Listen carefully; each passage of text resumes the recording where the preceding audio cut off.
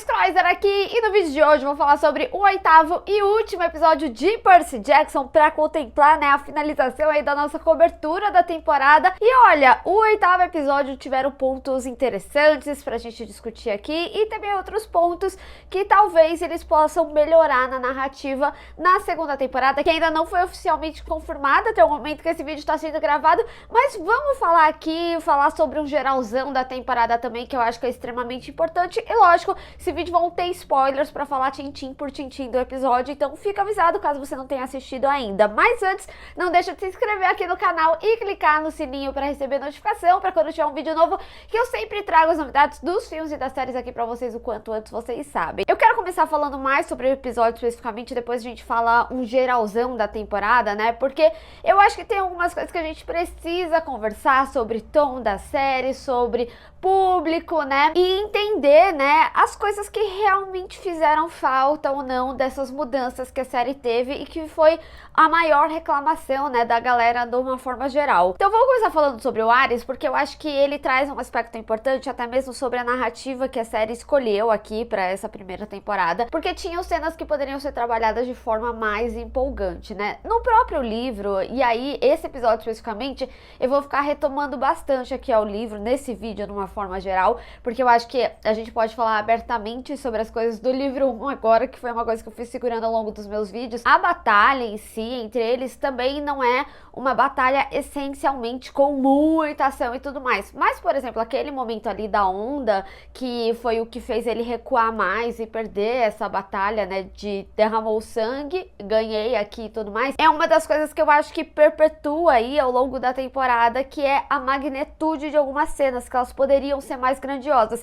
E aí a gente retoma, inclusive, por exemplo, a cena da cabeça da Medusa, que a gente vê ali de uma perspectiva da Annabeth, né, do Percy fazendo o monstro, né, se tornar ali pedra e não ter aquele negócio tipo, eu com a cabeça, e ter aquela imagem simbólica, mitológica, né, do Perseus com a cabeça da Medusa. É lógico, aí a gente também vai para essa questão do tom, né, da série, que é um tom mais infantil, então não sei se seria de bom tom também, né, colocar ali uma criança segurando uma cabeça, assim como a decisão final, né, que a Medusa retoma aqui, mas já vou falar da cena pós-créditos. Mas isso não quer dizer que a série não teve cenas grandiosas. Por exemplo, uma das coisas que eu elogiei muito foi a cena do arco, né, altura, e você sente a imensidão ali, que ele iria cair e ia se espatifar, porque não tinha lago ali embaixo, o Poseidon teve que ajudar ele e tudo mais. Então são cenas que eles te dão a imensidão da urgência, né, do que tá acontecendo ali. E eu senti que essa cena da onda, e que traria mais ênfase pra essa cena particular do Ares em si, que eu vi que nas redes sociais as pessoas acharam meio xoxa, né, de uma forma geral, se eles tivessem trabalhado essa magnitude aí do mar. Até porque, assim, uma das coisas que eu acho que Percy Jackson trabalhou muito bem em alguns aspectos aqui foi construção narrativa, principalmente com relação ao Percy, ao que ele viria a se tornar aqui nesse final. Então, quando aqui a gente vê o mar em que ele tem esse controle já, que antes era um negócio aleatório, depois desenvolveu ali no momento que era pra ele ajudar a Annabeth, ou seja, era pra ajudar outra pessoa, não a ele ali no momento de desespero. E agora, né, dele colocar esse medo. Ainda mais uma série que ela é muito trabalhada em fundo verde, né, a gente vê isso tanto na cena ali do Olimpo, né, em vários momentos, e que dão uma magnitude, né, o Olimpo, ele tem algumas cenas que eu senti foi prejudicado, mas depois quando mostra, assim, um geralzão, eu acho que tem profundidade, é bonito, eles conseguem trabalhar muito bem o Olimpo ali, com bastante detalhe. Então eu acho que eles poderiam ter trabalhado algumas cenas e trazer essa grandiosidade. Isso é um negócio que falta ali na série, né, e é o que torna ela bastante linear em alguns aspectos, numa forma geral. Mas por outro lado, a gente tem uma ênfase muito grande na conversa dele com Zeus ali, né, a forma que ele peita ele, eu acho muito interessante, porque de novo, é dessa construção narrativa do Percy, ele precisava chegar nesse momento para ele ter muita convicção do que ele era, do que ele queria, da importância dessa jornada dele, né, e também importante pro contexto do Luke ali depois, quando eles conversam, né, sobre a traição. E não só, né, o momento que o Poseidon vai lá e ajuda ele, ele, porque ele tinha falado, a gente viu aquele flashback com a Sally, né, que ele falou que quando ele tivesse pronto, ele iria estar do lado dele. E aqui a gente tem esse simbolismo, né? Ele está pronto. E o Poseidon, ele falou, eu me rendo. E é ele ali externalizando que o seu filho estava pronto. É lógico, né? Ele não quis responder algumas questões, falou ali, né,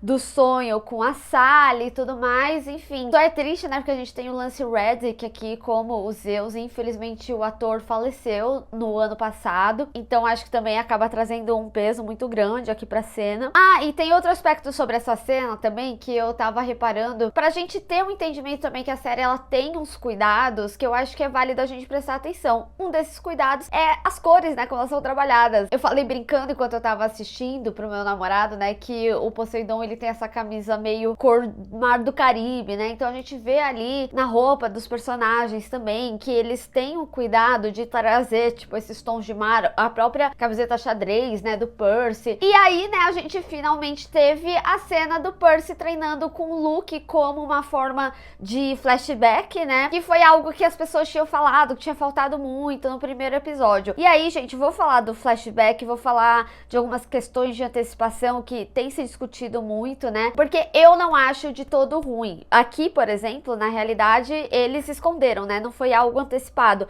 Eles mudaram ali na timeline pra trazer esse flashback. E falando em flashback, isso foi uma escolha narrativa da série que eu particularmente gostei muito e trouxe mais contexto, como essa relação do Percy ali com a Sally, né? E falando, né, de Percy com Sally, as coisas que ele ensinou, na própria cena ali do Poseidon com o Percy, ele até fala, né, que ele entendeu que ele falou pai, quando ele se referia ao Cronos e tudo mais. E aí ele falou assim, ah, o Creon te ensinou muito bem no acampamento. Ele falou, não, foi minha mãe. Então, aqui também a série, de forma um pouco indireta, mas ainda assim, eu acho que eles poderiam ter mostrado mais, tá? Não vou defender 100%. Eles acabam mostrando que muito das coisas que foram antecipadas, tipo a flor de lótus, a medusa e etc., vinha desse conhecimento prévio, porque afinal eles são semideuses. Então, muita gente, eu lembro que na época falou, ah, a Annabeth, ela tá o dia inteiro ali naquele acampamento, é óbvio que ela iria saber, né? O próprio Grover também, né? Enfim, mas o Percy, a série ela foi mostrando também de forma narrativa que a Sally sempre foi preparando o Percy pro que viria a acontecer. Então, ele ali nadando na piscina porque ele tinha essa relação com a água, por ser filho de Poseidon. E aqui nesse último episódio eles dão essa justificativa de, olha, eles sabiam de tudo porque é o universo deles, são contextos da história deles, até pro próprio Percy chegar ali, né, no final e falar assim, eu sou o Percy Jackson e tal, ele sabe do contexto da história dele. Entretanto, como eu falei, acho que algumas coisas, alguns elementos acabaram sim tirando uma curiosidade que o episódio poderia gerar. Da mesma forma que eles quiseram trabalhar esse aspecto aqui do Luke, né, do acampamento, de não ter mostrado ali nos primeiros episódios do Percy com o Luke, que inclusive até poderia ser bom, porque demonstraria que eles criaram um vínculo maior, que eles criaram uma amizade, apesar que nos primeiros episódios eles demonstram, mas pra mim passa uma sensação que o Percy ficou tipo 2 dias no acampamento, 1 dia no acampamento, e é isso mesmo, né, porque ele tinha ali uma semana pra resolver, né, essa missão e tudo mais, até pra ter um peso, né, sobre essa traição do amigo dele. Mas é interessante e válido ressaltar, né, que lá no segundo episódio, quando ele tá sentindo a perda da Sally, ele tenta se comunicar com ela ali, com a comida, ele até fala, né, sobre esse sentimento de pertencimento, que ele finalmente tá com outras crianças ali que são muito similares a ele e tudo mais. Então, aqui a gente vê que o Luke foi uma pessoa importante sim pra ele até aquele momento, né, em que ele conversa com a Sally, porque ele já se enturmou e o Luke foi acolhedor, vamos falar dessa forma. Nesse aspecto a série até conseguiu trabalhar, mesmo que nessa agilidade,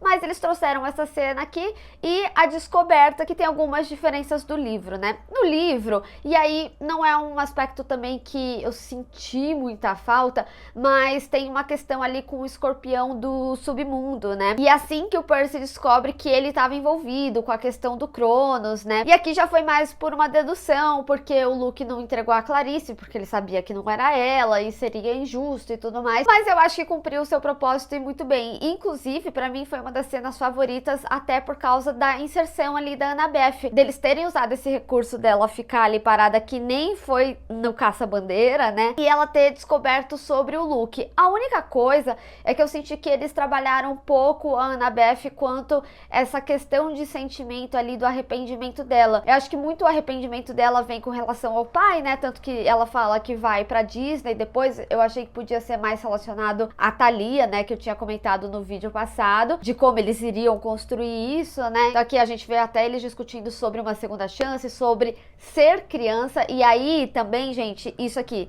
seja apenas criança, é uma mensagem muito forte sobre o que é e pra quem é essa série, né? Agora, uma coisa que, apesar deles terem trabalhado aqui nesse momento do Luke, que ele tenta trazer o Percy, né, pro lado dele, eu senti que no livro, quando eu tinha lido, eu tinha sentido um peso maior sobre o Luke ter falado: ah, eu fiz a minha missão, foi uma missão repetida, e aí quando eu cheguei lá, os deuses só tiveram piedade. E eu lembro que eu fiquei com essa sensação, porque quando o Percy, ele vai até Zeus, né, aí Zeus fala assim: ah, então o que você vai ganhar é que eu vou deixar você viver. E eu fiquei assim, mano, como assim, sabe? O cara passou aí problemáticas grandes e aí o prêmio dele é só piedade, sabe? Então eu lembro que lendo o livro, o meu ponto, né, principal é que você consegue concordar com o Luke. É lógico, o Luke, ele tem uma questão mais egocêntrica que eu acho que na série eles não estão indo mais tanto pra esse lado do ego. Tem essa construção, né, principalmente com relação ao pai dele. E aí, de novo, eu vou retomar a questão da antecipação das coisas. Quando as pessoas estavam reclamando muito sobre as antecipações, eu sentia que era algo muito generalista, sendo que tiveram antecipações que foram muito boas. Foram os flashbacks aqui trabalhados, que era a série te contando que o Percy, ele estava ciente das coisas da história dele, o que justifica, né, a questão do Procrastus, mas já vou chegar no Procrastus, e da Medusa, né, entre outras coisas. Também toda essa relação do Cronos. No livro, o Cronos é algo que aparece meio que só ali no final, e aqui foi o que deu um tom um pouquinho mais sombrio, que eu esperava que a série tivesse mais ao longo dela, né, pra gente ter esses momentos do Percy, dessa comunicação e tudo mais, e do entendimento do porquê ele tem essa comunicação. A série, ela já começa aqui, né, trabalhar de tipo, que ele precisava justamente dele, dessa conexão ali nos sonhos e tudo mais, que graças a ele o plano vai dar certo, né, como ele justifica ali. E aí, honestamente, a única coisa que eu me incomodei mais deles terem antecipado foi a questão do Hotel Lotus, que pra mim foi o pior episódio. E aí é até um fator que eu acho que é válido levantar aqui, que talvez muito da frustração da série não tá muito mais relacionado a uma expectativa do que realmente a uma análise do que tá acontecendo ali. Porque pra mim, o pior episódio foi o sexto episódio, era um dos que eu tava com mais expectativa pra assistir, porque eu queria que eles trabalhassem essa pira que era o Hotel Lotus e só depois deles descobrirem, né, o que tava acontecendo, e aqui foi algo antecipado, então me tirou isso e ficou só um episódio com diálogos muito loucos, aleatórios ali, numa narrativa linear. Mas porque esse trecho especificamente não era linear. O livro, de uma forma geral, é uma narrativa muito gostosinha de acompanhar e é bastante linear. Então, eu sinto que a série, ela só antecipou algumas questões. E eu falo essa relação de expectativa porque eu vi em vídeos, assim, tipo, no TikTok e tudo mais, que as pessoas, elas especulavam coisas e aí não acontecia e gerava uma frustração, sendo que no final era uma cena boa, sabe? Por isso que eu falo da relação da expectativa e não essencialmente da análise do contexto geral e desse acompanhamento aí da série semana após semana. Aí quanto ao Procrustes, né, que muita gente falou, gente, assim, entendo sua importância mitológica e na história, como eles trabalham no livro, mas assim, quando a gente pensa na narrativa da história, né, no final ele acaba sendo só um percurso ali do caminho, sabe? Então eu sinto que a série, ela não deu muita importância, porque realmente pra narrativa principal ali, que era no caso eles chegarem no mundo inferior, não ia fazer muita diferença. De novo, estou falando relativo à adaptação, a essa construção, a essa história. Apesar que eu sinto sim que a série, ela poderia ter dado mais contextos. Eu não acho que ela foi uma série muito fácil para quem não leu os livros. Eu acho que faltou explicar assim algumas personalidades. O Procrusto mesmo seria algo que eles deveriam ter enfatizado um pouquinho mais. Não quanto a tempo de tela. Eu acho que quanto a tempo de tela, na proposta narrativa funciona, mas que nem eu tinha falado, né, dá uma ênfase ali de cada deus inicialmente, que é algo que eu falei desde o primeiro episódio, mas eu sinto que algumas antecipações foram super bem-vindas. A própria Medusa, no episódio, eu tinha falado, eu gostei disso. O que eu não tinha gostado foram algumas coisas como foram trabalhadas, mas pra mim, logicamente, faz sentido que eles reconhecessem a Medusa. Acho que a gente, como pessoas normais, sem sermos semideuses, a gente saberia o que é a Medusa, sabe? E não olharia diretamente. Então, eu acho que era essencial, porque não teria como eles terem uma conversa direta e depois descobrir que era a Medusa e tipo, ai meu Deus, a gente não podia olhar. Então, a gente tem que considerar algumas questões que na ação ali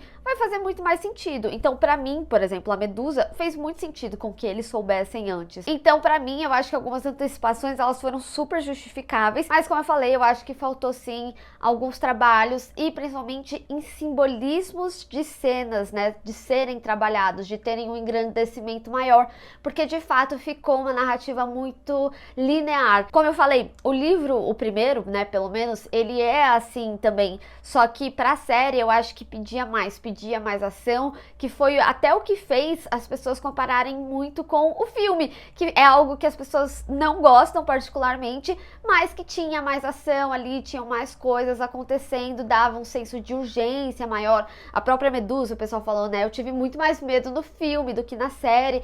Então eu concordo com alguns pontos. E justamente por ter tido essa narrativa muito linear na série, pra mim ela não é uma série ruim. Ela é uma série ok, ali na média pra bom, assim, sabe? Que eu acho que pode evoluir. Uma das coisas que eu tinha falado é que eu sinto que Percy Jackson, principalmente quando eles tiveram essa escolha de a gente vai falar com crianças, e aí que eu acho que também mora o problema de tanta reclamação. Percy Jackson, hoje em dia, é um público que tem mais de 25 anos, né? Quem leu na época, né? Que nem o sentimento da galera com Harry Potter, por exemplo, né? E quando o Rick, ele começou a falar, a gente vai contemplar os fãs do livro e tudo mais, de fato, a gente vê que tem coisas que são muito equivalentes aí ao do livro, tiveram algumas diferenças, obviamente, por ser uma adaptação que vai pra TV, né?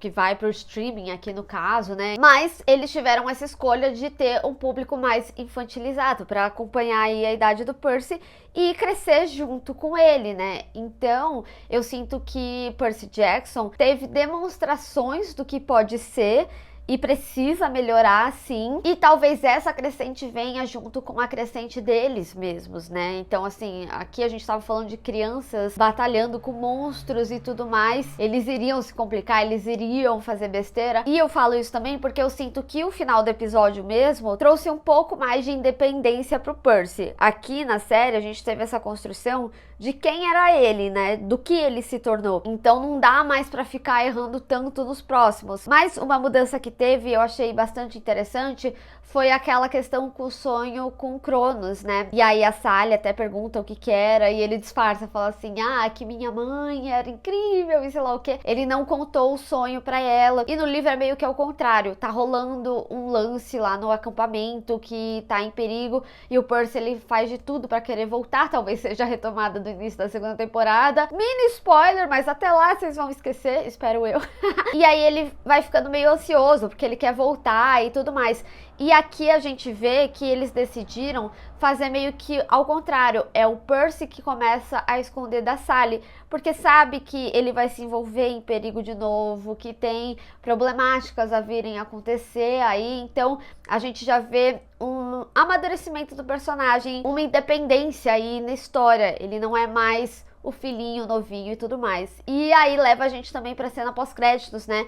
Que eles fizeram a cena equivalente à do filme, que era agora ex-marido, né, da Sally, se tornando pedra ali com a cabeça da Medusa, né, que retornou ali ao remetente. No livro, né, tem uma discussão ali do próprio Percy, que aí também eu acho que retorna essa independência dele, que ele fala assim, minha mãe sabe as coisas que eu posso fazer. Então ele mesmo sugere, né? E se eu mostrar a cabeça da Medusa e ele se tornar uma pedra, eu poderia começar o meu próprio jardim, igual o jardim da Medusa e tudo mais, sabe? Acho interessante porque tira o peso da responsabilidade dele de ter feito isso, mas ao mesmo tempo, né? O personagem mesmo veio como um alívio cômico, e aí eu retomo o que eu tinha falado nos primeiros episódios.